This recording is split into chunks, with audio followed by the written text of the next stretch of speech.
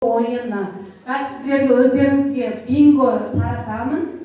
Кімге жұтып шықса, сол адам бингоны жұтып алады. Отып алады.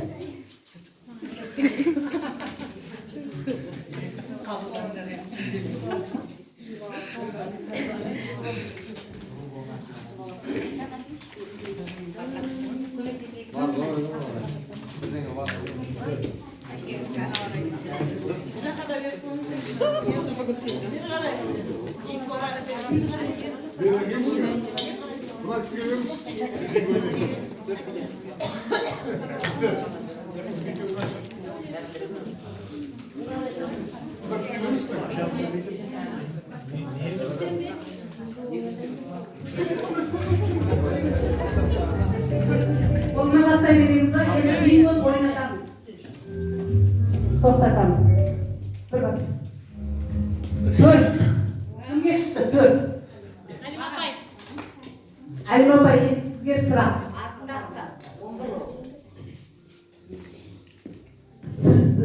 Әлім апай, сізге сұрақ. Сіз сабақты слайд түрінде дайындап келдіңіз. Оны бір оқушы интерактив тақтаны қосамын деп жүрген кезде бәрін өшіріп алады. Сіздің іс әрекетіңіз.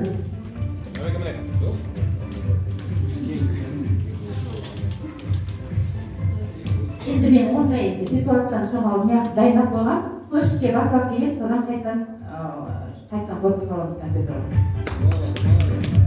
Дұрыстеп аласыз, иә? Иә.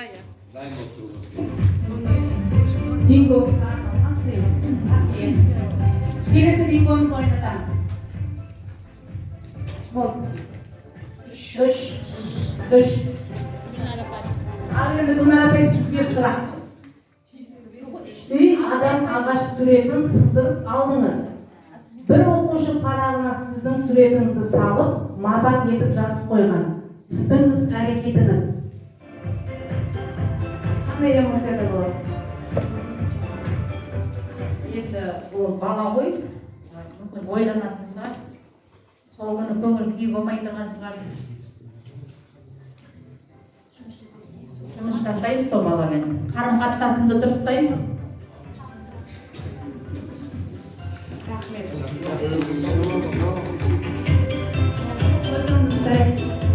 Ал енді келесі бинго.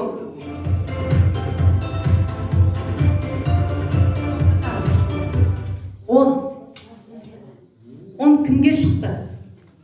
Ал енді сізге сұрақ. Бір оқушыны бұзықтық жасағаны үшін мықтылап ұрсып алдыңыз. Ол үйіне барып психолог ұрды деп айтып, ата-анасын ертіп әкеледі. Сіздің әрекетіңіз қандай?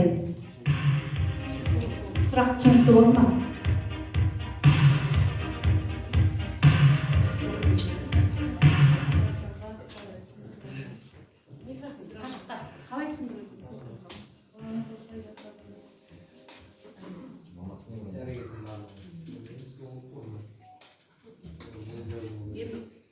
Арамызда оратындар да болып қалсашы. Мүмкін емес, иә? Баланы алдауға керек. Рахмет. Келесі бингомыз. Тоқтатамыз. 5 сан қайсымызға шықты? Үлмеген апай. Ал енді Үлмеген апайға сұрақ. Ата-аналар кеңесуге психологқа келді. Оның 13 жасар қызы өте көп оқиды, үлгерімі жақсы. Соңғы кезде қыз бен ата-ана арасында кейбір мәселелер туындап жүр. Ескертуге қыз: сендер мені жақсы көрмейсіңдер, үйден кетемін дейді. Ата-ана бұдан қорқып, қыздың барлық жағдайын жасайды. Ол жиі қайталана береді. Ата-анаға сіздің қандай кеңес берер едіңіз?